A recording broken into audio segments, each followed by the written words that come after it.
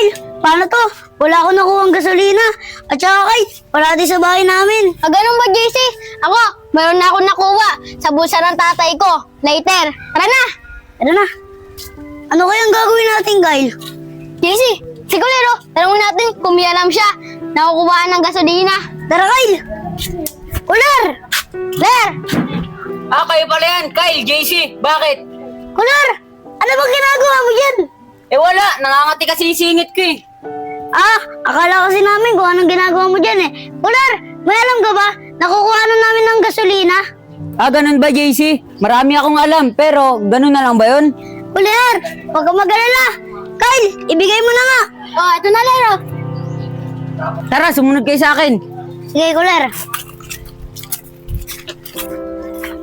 Ito, sirang tricycle. Alam ko, marami pang gasolina yan.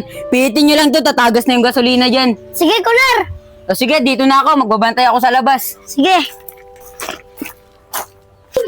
Ano, JC? Matagal pa ba yan?